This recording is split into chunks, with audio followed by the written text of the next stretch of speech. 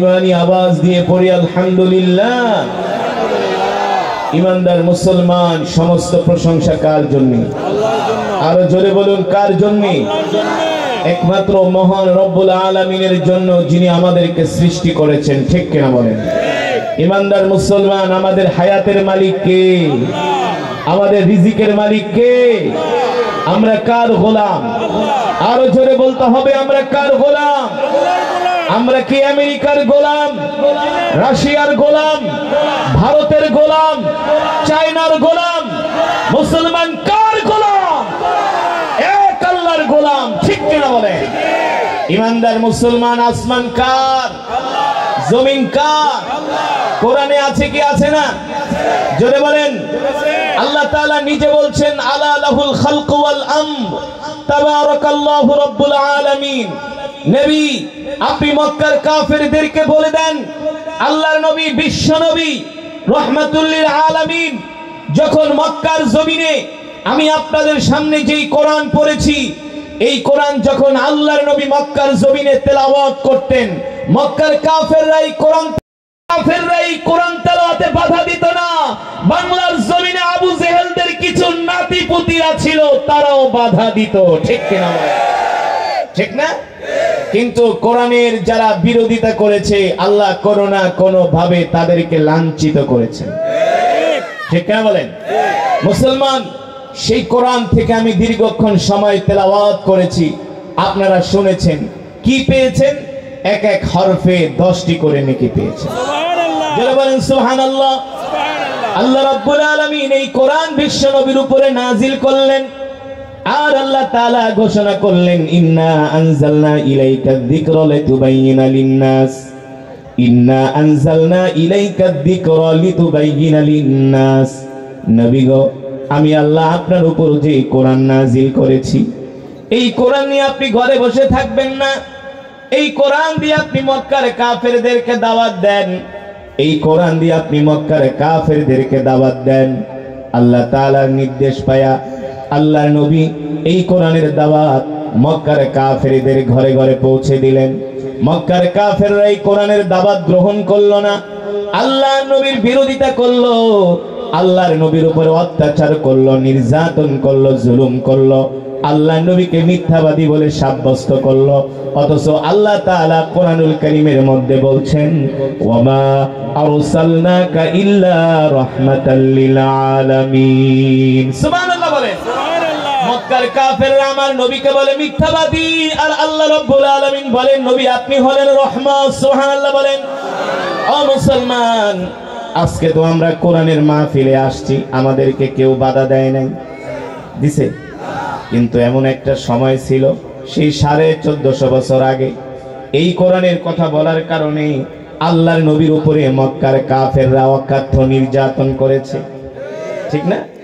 আমরা মুসলমানরা এখন সময় পাইলেও মসজিদে যায় নামাজ পড়ি না, কোরআনের মজমায় আসি না। আছে কি আছে না? আজকে মুসলমানের কাছে নামাজ ভালো লাগে না, দিন ধর্ম ভালো লাগে না, কোরআনের মাহফিল ভালো লাগে না। আজকে মুসলমানদের কাছে ভালো লাগে নাটক, সিনেমা। ঠিক কিনা বলেন?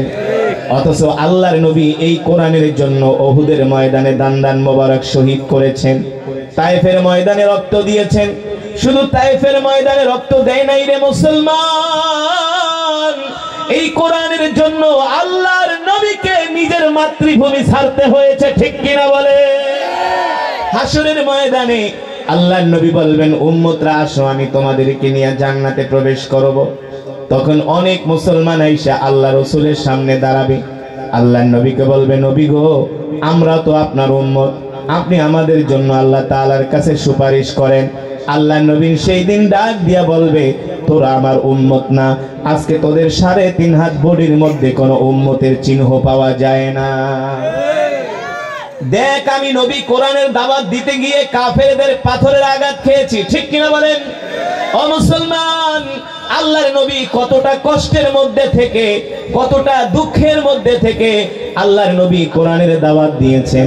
আল্লাহর রাসূলের নবুয়তের বয়স যখন 10 বছর, আল্লাহর রাসূলের একজন শক্ত খুঁটি ছিলেন মক্কায়, তার চাচার নাম হলো আবু তালেব। নাম কি?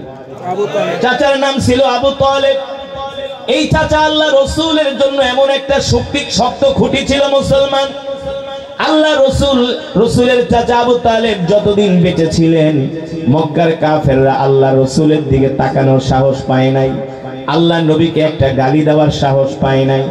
সেই 10ম হিজরিতে নবুয়তের 10ম বছরে আল্লাহ রসুলের চাচা আবু তালেব ইন্তেকাল করলেন। আবু তালেব ইন্তেকাল করার পরে মক্কার কাফেররা আল্লাহর নবীর উপরে এতটাই নির্যাতন বাড়িয়ে দিলেন, এতটাই অত্যাচার বাড়িয়ে দিলেন, আল্লাহ রসুলের উপরে নির্যাতনের অত্যাচারের স্টিম রুলার তাহলে এমন ভাবে চালালেন, আল্লাহ রসুল রাস্তায় বের হলে মক্কার কাফেরেরা আল্লাহ নবীর চলার পথে রাস্তার মধ্যে তারা কাটা বিছায়া দেয়। নাউজুবিল্লাহ বলেন। আল্লাহ নবী নামাজে দাঁড়ায়, নবী যখন সেজদায় যায় তার পিঠের মধ্যে উটের নাড়ি ভরিয়ে এনে আল্লাহ রসুলের পিঠের উপরে চাপায় দেয়। কত নির্যাতন করেছে আল্লাহ রসুলের উপরে। ঠিক চাচা আবু তালিবের ইন্তেকালের মৃত্যুর 5 মাসের মাথায় রসুলের প্রিয়তমা স্ত্রী আম্মাজান খাদিজার ইন্তেকাল হয়ে যায়। এখন মক্কার জমিনে চাচা আবু তালিব নাই, আল্লাহ রসুলের স্ত্রী আমাদের আম্মাজান খাদিজাও নাই। নবীজি মক্কার জমিনে আরো অসহায় হয়ে পড়েন, মক্কার জমিনে আরো একা হয়ে পড়েন। এবার আল্লাহ নবী বলেন, দেখি মক্কার মানুষরা কালেমার দাওয়াত গ্রহণ করে না, কোরআনের দাওয়াত গ্রহণ করে না। শেষ পর্যন্ত আল্লাহ রসুল মক্কা থেকে তায়েফে যান কোরআনের দাওয়াত দেওয়ার জন্য। কোথায় যান? তায়েফ। আল্লাহ নবী 15 মাস তায়েফের ময়দানে ছিলেন। 15 মাসে একটা কাফেরও কালেমা পড়ে মুসলমান হয় নাই। আল্লাহ নবীর হৃদয় ভেঙে যায়, আল্লাহ রসুলের হৃদয়টা ভেঙে খান খান হয়ে যায়। আল্লাহ নবীর কালেমার দাওয়াত তো তায়েফের কাফেরেরা গ্রহণ করলই না। শেষ পর্যন্ত আল্লাহ নবীকে তারা পাগল বলে বলে আল্লাহ নবীর উপরে পাথর নিক্ষেপ করতে শুরু করলো। সিরাতের কিতাবের মধ্যে আসছে এমন ভাবে আল্লাহ নবীকে পাথর মারলো, নবীজির শরীর মোবারক রক্তাক্ত করে দিল।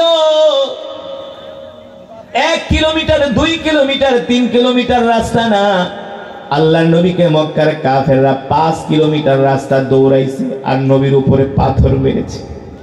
এক একটা পাথরের আঘাতে আল্লাহর নবীর শরীর ক্ষত বিক্ষত হয়েছে, আল্লাহ রসুলের শরীর মুবারক থেকে রক্ত ঝরেছে। একটা কাফের এসে আল্লাহ নবীর পায়ের উপরে একটা পাথর মারলো। এই পাথরের আঘাতে আল্লাহ রসুল আর দাঁড়ায় থাকতে পারলেন না। তায়েফের ময়দানে আল্লাহ নবী পড়ে গেলেন। যায়েদ ইবনে হারেসা এসে আল্লাহ রসুলের হাত ধরলেন। আল্লাহ নবী বলে, যায়েদ আমার হাত দুইটা ধরো, আমি আর হাঁটতে পারি না। এবার যেই নবীকে সৃষ্টি না করলে আল্লাহ তাআলা তামাম পৃথিবী কিছুই সৃষ্টি করতেন না, তামাম পৃথিবীর কোনো কিছুই সৃষ্টি করতেন না। যেই নবীকে আল্লাহ তাআলা পৃথিবীর সর্বপ্রথম সৃষ্টি করেছেন, আল্লাহু আকবার, জোরে বলেন আল্লাহু আকবার। এবার সেই কলিজার টুকরা নবী উহুদের ময়দানে, তায়েফের ময়দানে আল্লাহর নবী এবার খোঁড়ায় খোঁড়ায় হাঁটতেছে, খুঁড়িয়ে খুঁড়িয়ে হাঁটতেছে। আল্লাহ রসুলের এই দৃশ্য দেখে আল্লাহ তাআলা সহ্য করতে পারলেন না, জিবরাইলকে পাঠিয়ে দিলেন, ও জিবরাইল যাও যাও যাও, আমার নবীকে পাথর মেরে রক্তাক্ত করেছে তায়েফের কাফেরেরা, আমি আল্লাহ সইতে পারি না। এবার আল্লাহ নবী হযরত যায়েদ ইবনে হারেসার হাত ধরে এসে একটা আঙ্গুরের বাগানের সামনে বসলেন। ওই বাগানের মালিকের নাম ছিল উতবা। আল্লাহ রসুলের এই অবস্থা দেখে, উতবার বাড়িও মক্কা, আল্লাহর নবীর বাড়িও মক্কা, উতবার আঙ্গুরের বাগান ছিল তায়েফের ময়দানে। আল্লাহর নবীর হাত ধরে যখন তায়েফের ময়দানে উতবার আঙ্গুরের বাগানের পাশে যায় আল্লাহ রসুল বসলেন। আল্লাহ নবীকে দেখে উতবা চিনে গেছে যে মোহাম্মদ তো মক্কা থেকে তায়েফে আসছে। হায় রে, এত ভালো মানুষ মোহাম্মদের মতো, এই মানুষটাকে তায়েফের কাফেররা এইভাবে পাথর মারলো। আমরা তো কোনোদিন মোহাম্মদের গায়ে পাথর মারি নাই। এত ভালো একটা মানুষ, যেই মানুষ কোনোদিন মিথ্যা কথা বলে না, মানুষের ক্ষতি করে না। উতবার আত্মীয় ছিলেন আল্লাহর নবী। এবার আত্মীয়তার সম্পর্কের একটা দোল খেতে শুরু করলো, মায়া লাগতে শুরু করলো। উতবা তার গোলাম মালিকে ডাক দিল, মালিক এদিকে আয়। এক পেয়ালা আঙ্গুর নিয়ে ওই যে যুবক রক্তাক্ত অবস্থায় বসে আছে এই যুবকের কাছে এক পেয়ালা আঙ্গুর নিয়ে যা। এবার উতবার গোলাম মালিক এক পেয়ালা আঙ্গুর নিয়ে আল্লাহর নবীর কাছে আসলেন। আল্লাহ রাসূলের হাতে দেওয়ার পরে এখান থেকে কয়েকটা আঙ্গুর আল্লাহর নবী বিসমিল্লাহ বলে হাতে নিয়ে মুখে দিলেন। উতবার গোলাম মালিক বলল, মিন আইনা জিতা, আপনি কোথা থেকে আসছেন? বলে, জিতু মিনাল মক্কা, আমি মক্কা থেকে আসছি। কেন আপনি মক্কা থেকে আসছেন? বলে, আমি তায়েফে আসছি মানুষদেরকে কালেমার দাওয়াত দেওয়ার জন্য। উতবার গোলাম মালিক বলল, আপনি কি জন্য বললেন? কি জন্য বলে আপনি আঙ্গুর মুখে দিলেন? আল্লাহর নবী বলে, আমি আমার রবের নাম জবানে নিয়ে আমি আল্লাহর বরকতের জন্য আল্লাহ আমাকে খাবার খাওয়াচ্ছেন, এই জন্য তার প্রশংসা করতেছি। তিনি যাতে আমার খাবারের মধ্যে বরকত দেন। আপনি কোন রবের প্রশংসা করতেছেন? কার থেকে বরকত চাচ্ছেন? আল্লাহর নবী বলেন, যেই রব আমাকে দুনিয়াতে নবী করে পাঠিয়েছেন। আল্লাহু আকবার। আল্লাহ নবী জিজ্ঞেস করেন, তোমার বাড়ি কই? বলে, আমার বাড়ি হলো নিনাওয়া শহরে। আল্লাহ নবী বলেন, তোমার বাড়ি যদি নিনাওয়া শহরে হয়, ওই নিনাওয়া শহরে আমার একজন ভাই আছে। ওই গোলাম বলে, আপনার ভাইয়ের নাম কি? বলে, তার নাম হলো ইউনুস বাত্তা আলাইহিস সালাম। বলে, আপনি ইউনুসকে কিভাবে চিনেন? সে তো নবী।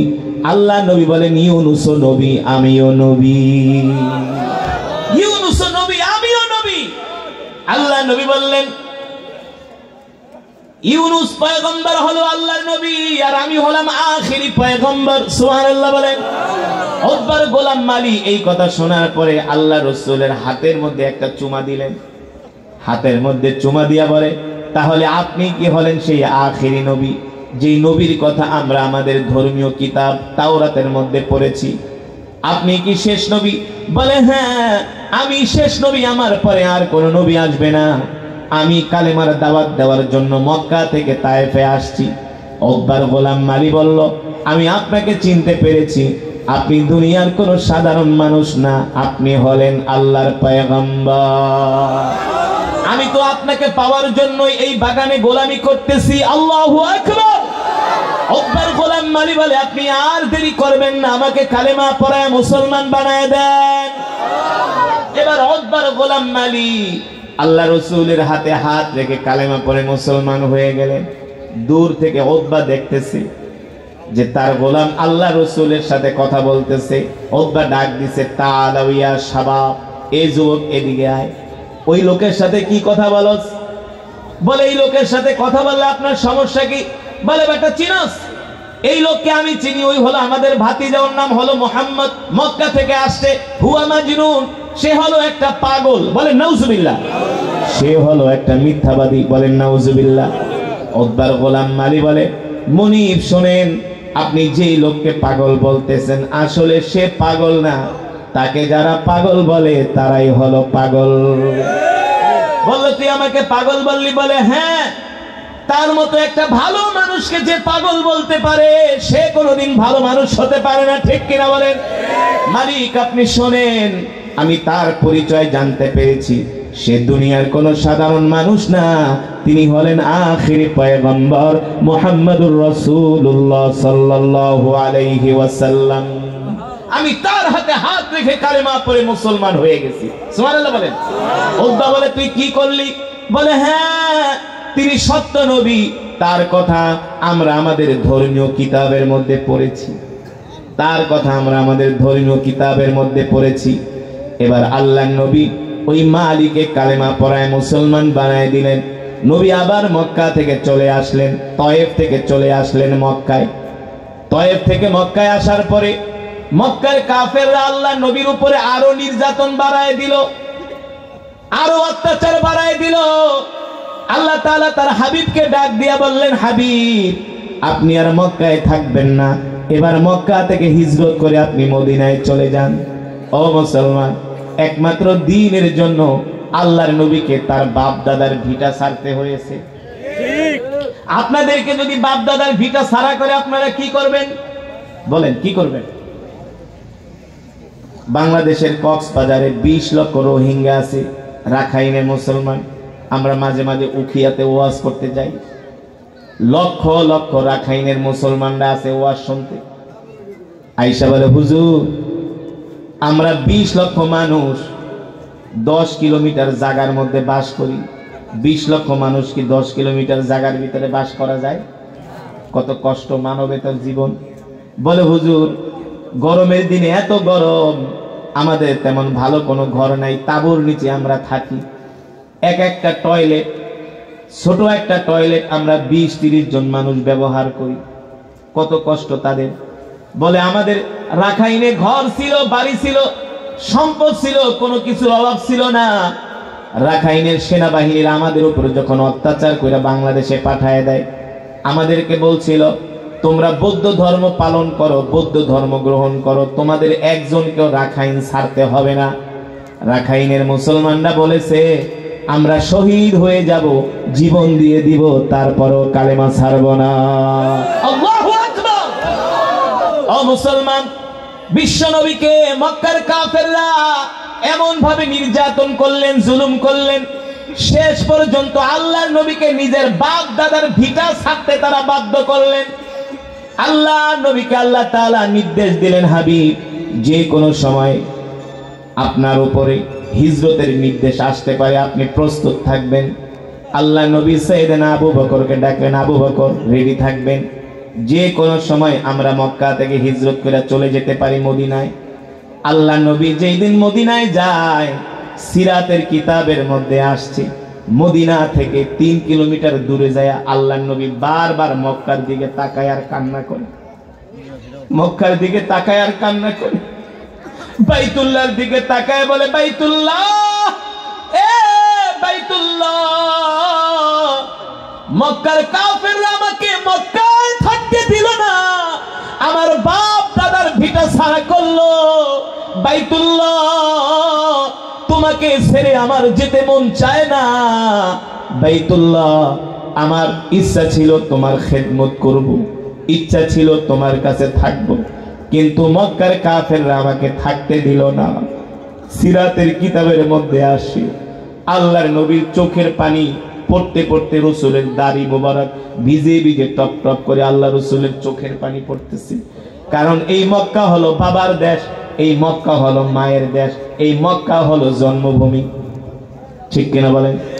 আমরা ঢাকা শহরে থাকি, মাঝে মাঝে যখন শরীয়তপুরে আসি, গ্রামের রাস্তাগুলা হাঁটি, এত ভালো লাগে, লাগে না? এত ভালো লাগে। নারীর একটা টানই আলাদা, দেশের মাটির একটা ঘ্রাণই আলাদা। জানেন, 10 বছর যে বিদেশ থাকেন তারপরে বুঝবেন যে দেশ কি জিনিস। এই যে বিদেশে যায়, অনেক দেশে প্রোগ্রাম করতে, অনেক প্রবাসী ভাইয়েরা আইসা কান্না করে দেয়, হুজুর এক মুহূর্ত দেশ ছাড়া ভালো লাগে না। বলে হুজুর বিদেশে থাকি আরামে, এসির নিচে থাকি, এসি গাড়ি নিয়ে চলি, দামি দামি রেস্টুরেন্টে খাই, কিন্তু মায়ের দেশ, বাবার দেশ, মাতৃভূমি, এই দেশের কথা কখনো ভোলা যায় না। ঠিক কিনা বলেন? আল্লাহ রসুল যে মক্কা থেকে মদিনায় হিজরত করলেন, নবীজি কি ক্ষমতার কারণে? ক্ষমতার জন্য, অর্থের জন্য, নেতা হওয়ার জন্য? না না না মুসলমান, একমাত্র আল্লাহর কোরআনের জন্য। ঠিক কিনা বলেন? এই কোরআনকে আল্লাহর জমিনে বাস্তবায়ন করার জন্য আল্লাহর নবী মক্কা থেকে হিজরত করে মদিনায় যায়। সাথে সাইয়েদনা আবু বকর, ভালো করে কথাগুলো খেয়াল করেন, সাথে সাইয়েদনা আবু বকর কিছু খাবার দাবার নিয়ে যায়, রসদপত্র নিয়ে যায়। মক্কা থেকে মদিনার দূরত্ব হলো বর্তমানে 550 কিলোমিটার। কয়শো কিলোমিটার? সেই 1500 বছর আগে 550 কিলোমিটার না, সেই সময় হবে 1500 কিলোমিটার। কারণ ওই সময় তো আধুনিক রাস্তাঘাট ছিল না। ঠিক কিনা বলেন? পাহাড়ি পথ পার হয়ে, মরুভূমির পথ, আঁকাবাঁকা পথ, জঙ্গলের পথ পার হয়ে মক্কা থেকে মদিনায় যেতে হয়েছে। বর্তমানের বিজ্ঞানীরা বলে সেই 1500 বছর আগে মুসলমানদের নবী মোহাম্মদ কিভাবে এই পথ পাড়ি দিয়ে মক্কায় গেল, মদিনায় গেল, তাদের মাথায় ধরে না।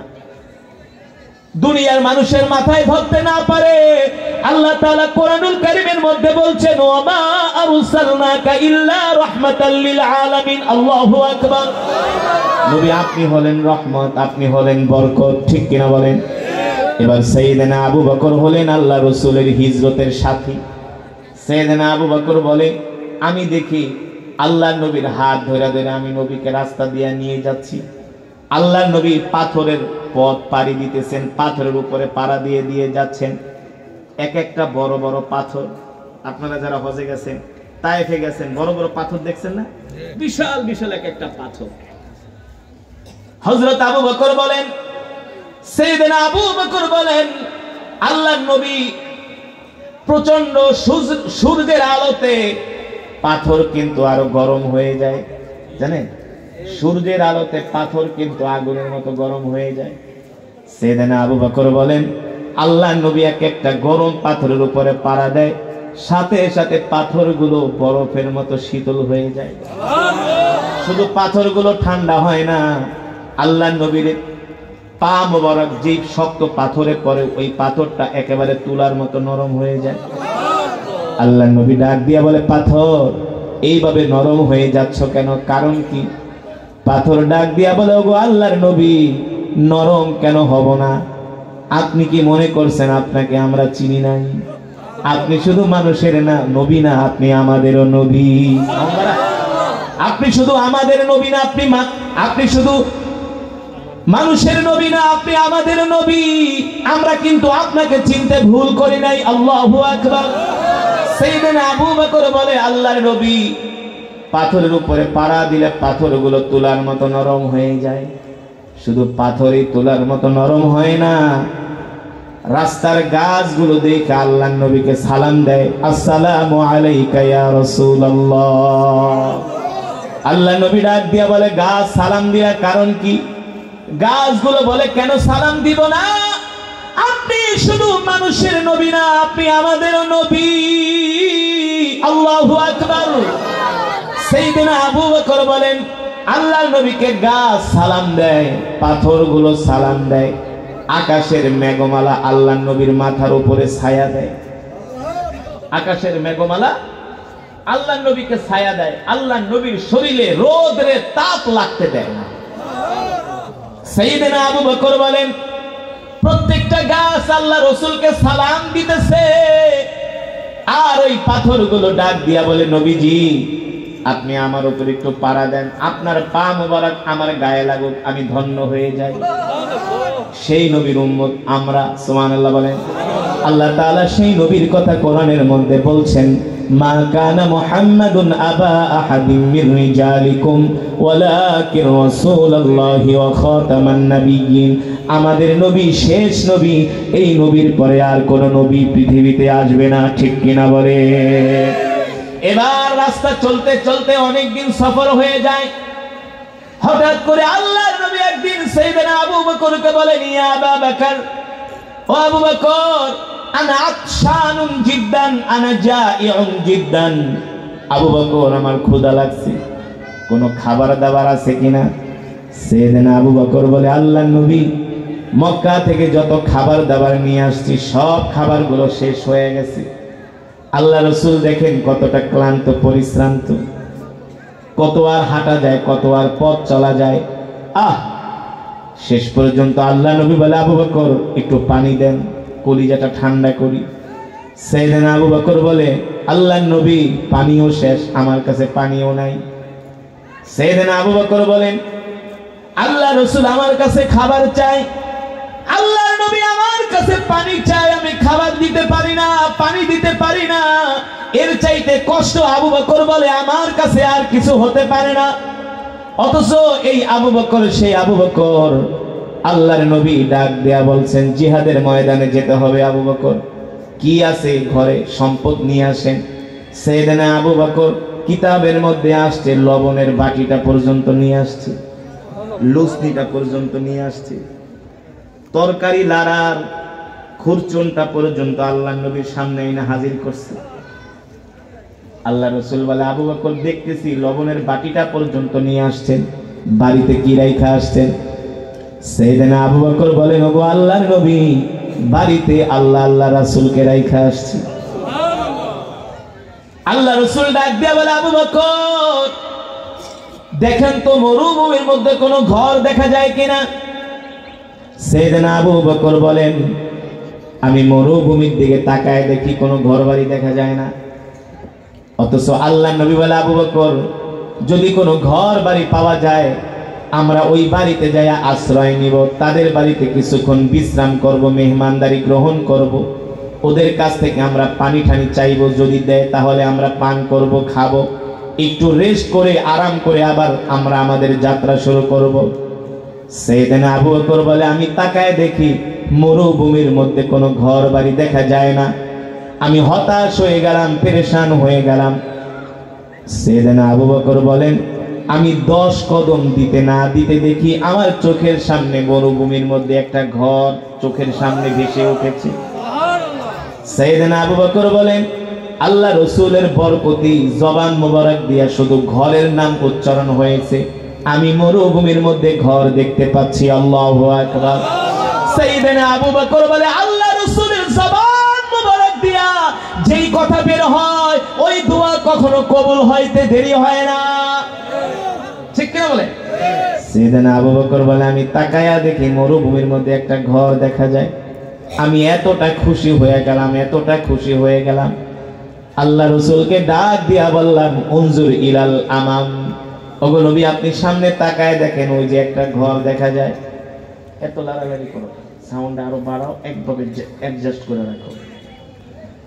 সাইয়েদনা আবু বকর বলেন আমি মরুভূমির মধ্যে হাঁটতে হাঁটতে ঘর পাওয়ার পর আমি এতটা আনন্দ পেলাম, খুশি হয়ে গেলাম। আল্লাহ নবীকে বললাম নবীজি চলেন ওই বাড়িতে আমরা যাব। আল্লাহ রাসূল বলে আবু বকর চলেন ওই বাড়িতে যে আমরা মেহমানদারি গ্রহণ করব। এবার সাইয়েদনা আবু বকর বলে আমি আল্লাহ রাসূলের হাত ধরে ধরে ওই বাড়ির সামনের দিকে যাচ্ছি। যখন বাড়ির সামনে পৌঁছালাম দেখি ছোট্ট একটা ঘর, ভিতর থেকে ঘরের দরজা লাগানো, ভিতর থেকে ঘরের দরজা লাগানো। আল্লাহ রাসূল বললেন আবু বকর যান যান ঘরের দরজায় নক করেন।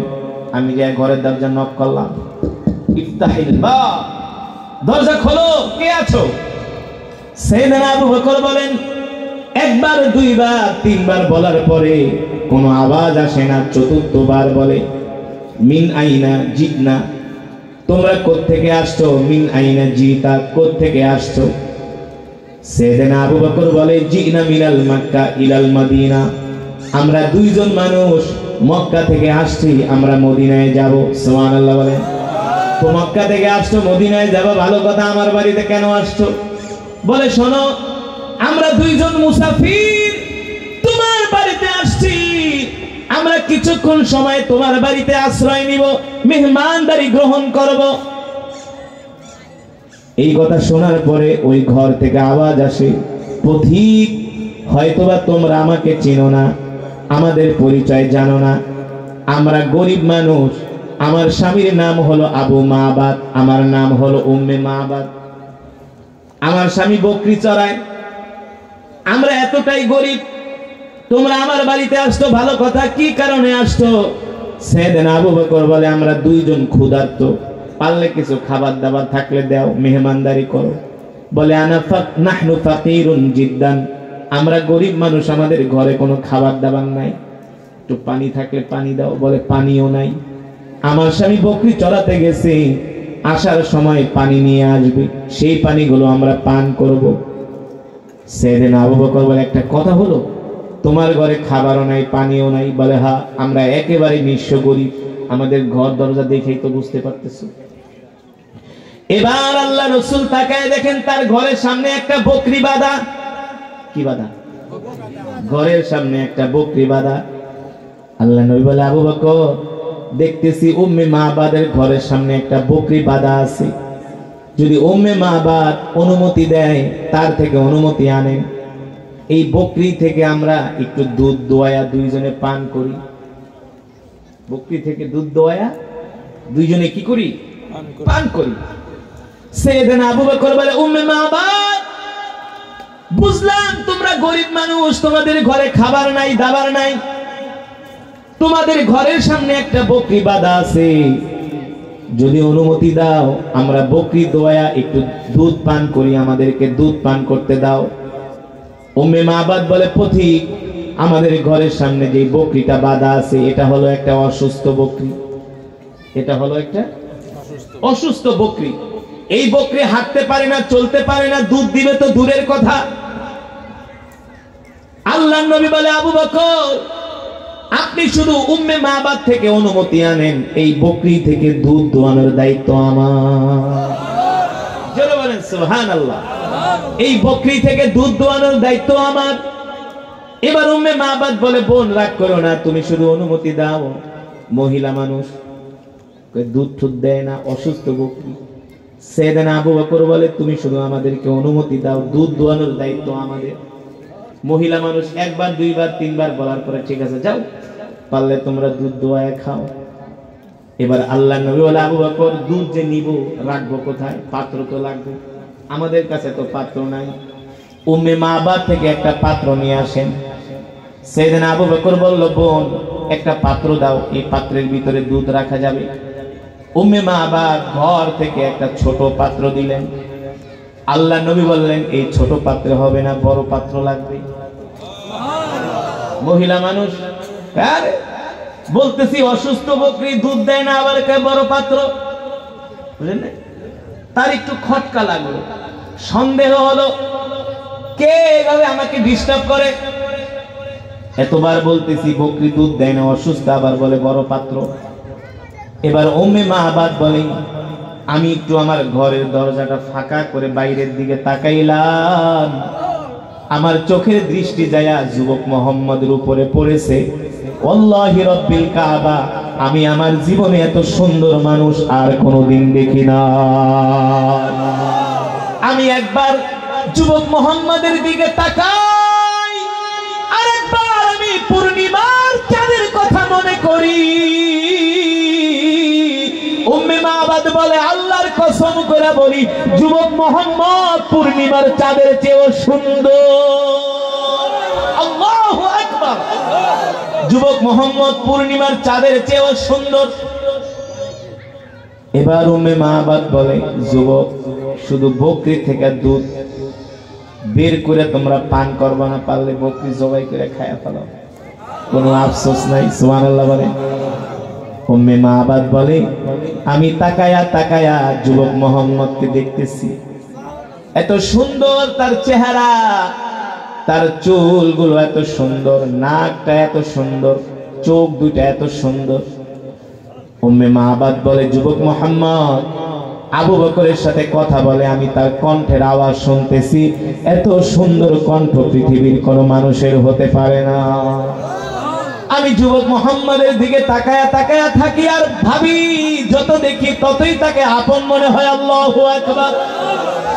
আর যুবক মুহাম্মদ আমার বাড়িতে ঢোকার সাথে সাথে আমার বাড়িটা জান্নাতের ঘ্রাণে ভরে গেছে, মনে হয় আমার বাড়ি থেকে জান্নাতের খুশবুর ঘ্রাণ বের হচ্ছে।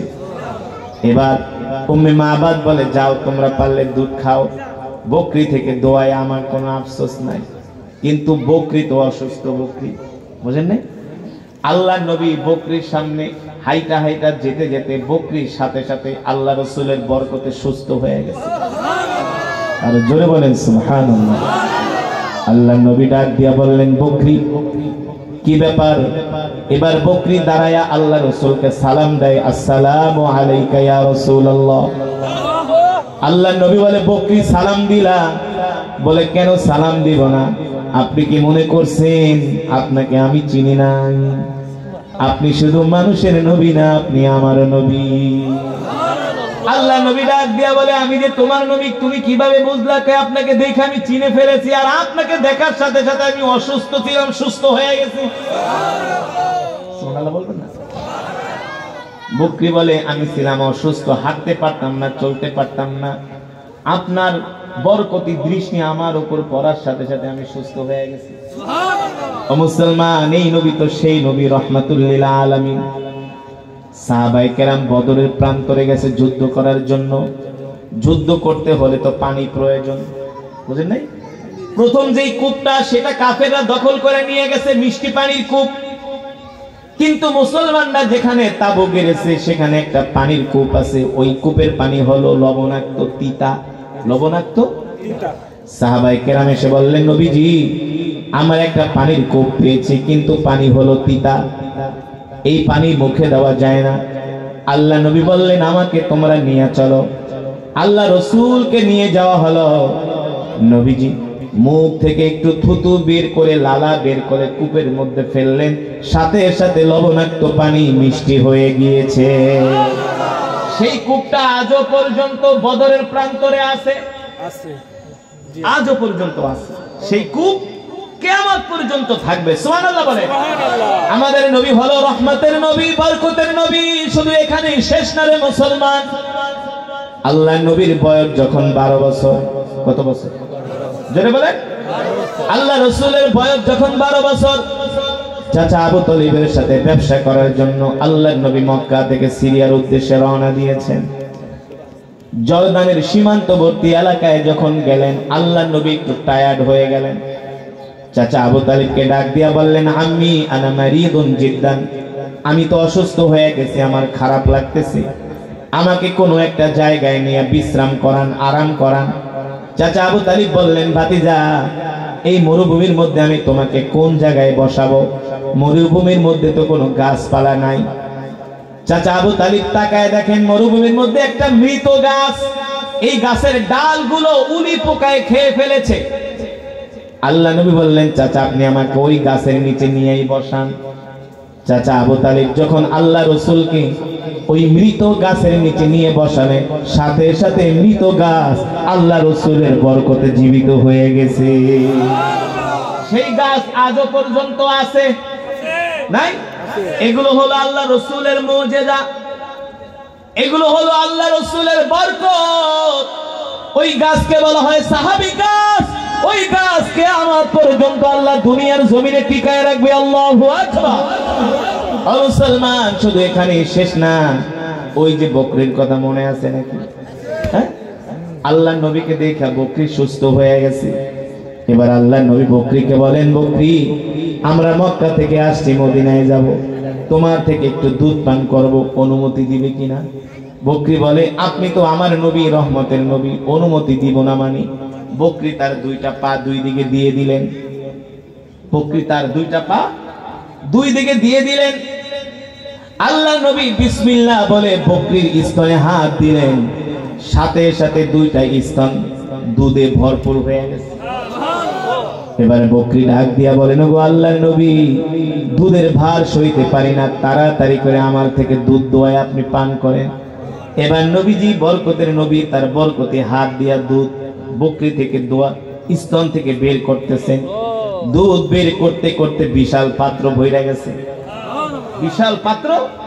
উম্মে মাবাদ ঘর থেকে তাকায় তাকায় দেখেন আল্লাহর নবী নিজের হাত দিয়া দুধ দোয়াইতেছে, আর বকরির স্তন থেকে দুধ বের হচ্ছে। উম্মে মাবাদ চিন্তা করে, অসুস্থ বকরি ঘাস খায় না, হাঁটতে পারে না, চলতে পারে না, সেই বকরি থেকে দুধ বের হচ্ছে। আল্লাহু আকবার, জোরে বলেন আল্লাহু আকবার। এটা কি কোন দুনিয়ার সাধারণ মানুষের পক্ষে সম্ভব? কোনদিনই সম্ভব নয়, ঠিক কিনা বলে? এবারে দুধ তো আনার পরে আল্লাহ নবী ডাক দিয়া বললেন, ইয়া আবা বকর ইশরাব, আবু বকর আপনি খান, পান করেন। সেদিন আবু বকর বলেন, না না না নবীজি, আপনি আগে খান। দেখেন আল্লাহ রাসূল কত ভালো নবী, মানুষের প্রতি কত দয়া, নিজে খায় না, সাইয়েদনা আবু বকরকে বলে আগে খান। অথচ নবীজি কিন্তু ক্লান্ত। আর আমরা হইলে কি করতাম? কি করতাম? নিজে বাঁচতে বাপের নাম না, আগে নিজে খায়া নেই।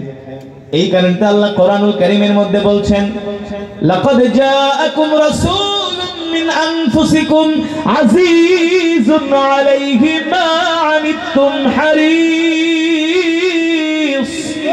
হারিসুন আলাইকুম বিল মুমিনিনা রাউফুর রহিম। আল্লাহ তাআলা বলে, হে দুনিয়ার মানুষ, আমি আল্লাহ তোমাদের মধ্য থেকে এমন একজন নবী পাঠাইছি, যেই নবী কিনা তার জীবনের চেয়েও তোমাদেরকে ভালোবাসে। আল্লাহর নবী তার জীবনের চেয়েও আমাদেরকে ভালোবাসে। আল্লাহু আকবার। এবার আল্লাহর নবী সাইয়েদনা আবু বকরকে দুধ খাওয়ালেন, দুধ পান করলেন সাইয়েদনা আবু বকর। আল্লাহর নবীও দুধ পান করলেন। এবার দুধ পান করার পরে একটু সূর্যের তাপ কমেছে। আল্লাহর নবী বলে, চলেন আবু বকর, আবার মদিনার দিকে রওনা শুরু করি। এবার সাইয়েদনা আবু বকর সহ আল্লাহর নবী আবার মদিনার দিকে রওনা শুরু করলেন। উম্মে মাবাদ এবার ঘরের থেকে বের হইছে, উঠানে আয়েশা দেখে যেদিকে তাকায় শুধু তার নাক থেকে জান্নাতের ঘেরান আসতেছে। অসুস্থ বকরিটা অসুস্থ হয়ে গেছে। তিনি আল্লাহ রাসূলের দিকে তাকায় বলে, এ বরকতের মেহমান, যেও না যেও না যেও না, তোমাদের মতো বরকতের মেহমান আমি আজ পর্যন্ত কোনোদিন পাই না। আল্লাহ রাসূল মক্কা থেকে মদিনার দিকে যাচ্ছেন, বিকাল হয়ে গেছে। আবু মাবাদ, উম্মে মাবাদের স্বামী আবু মাবাদ বকরি চড়ায়া বাড়িতে আসছে।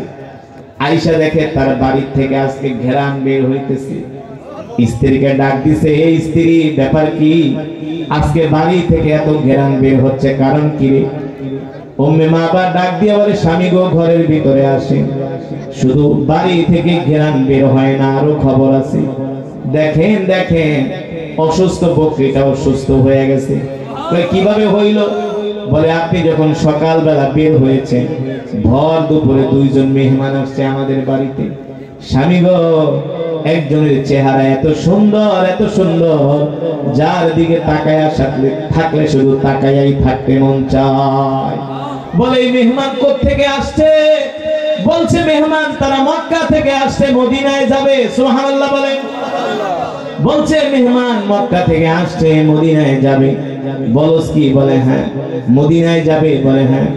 নবী গো, স্বামী গো শোনেন, এই মেহমানকে দেখা, ওই নবীকে দেখা আমাদের অসুস্থ বকরি সুস্থ হয়ে গেছে। সাইয়েদনা আবু বকর সাথে ছিলেন বলে তার সাথে একজন সঙ্গীও ছিল। তাদের ব্যবহার এত সুন্দর, তাদের আচরণ এত সুন্দর, তাদের ব্যবহার দেখলে যে কোনো মানুষ মুগ্ধ হয়ে যাবে।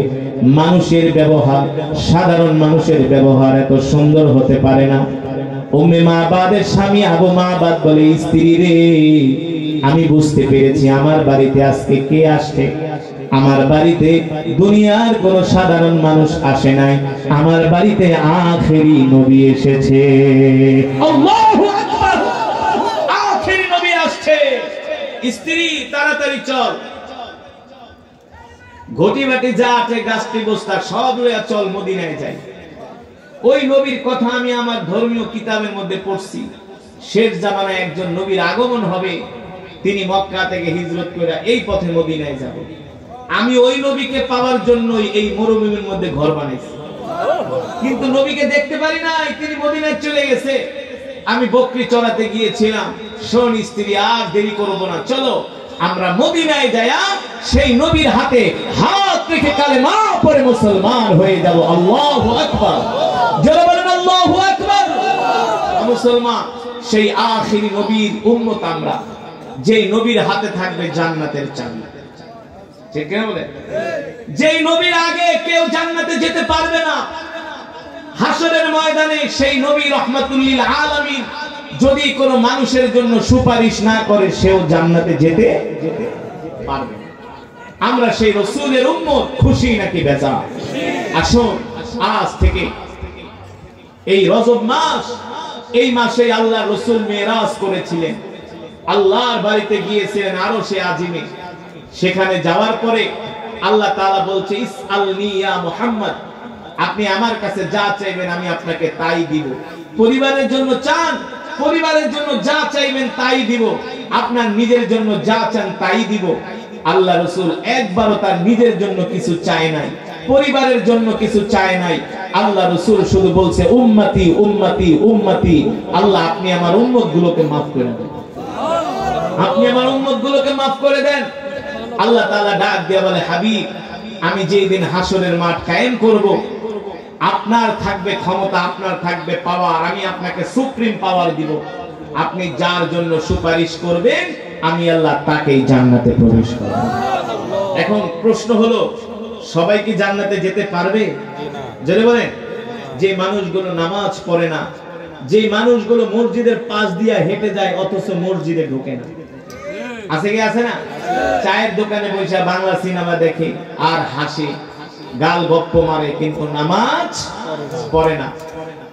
ওয়াজ মাহফিলে আসে না, দ্বীনের কাজে, দাওয়াত ও তাবলীগের কাজে তাদেরকে পাওয়া যায় না, কিন্তু তাদেরকে পাইবেন গানের আড্ডায়, যাত্রার আড্ডায়, সিনেমার আড্ডায়, খেলার আড্ডায়। ঠিক কিনা বলেন?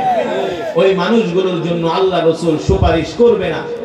আপনাদের মতো যারা ভালো মানুষ, যারা 5 ওয়াক্ত নামাজ পড়েন, আলেম ওলামাদের জবানে কোরআন শোনার জন্য শীতের ভিতরে চলে আসছেন, এই সমস্ত ঈমানওয়ালা মুসলমানদের জন্য আল্লাহ রাসূল সুপারিশ করবে, ঠিক কিনা বলেন? আল্লাহ তাআলা সেই রাসূলের সুপারিশ আমাদের জন্য কবুল করুন, বলি আমিন।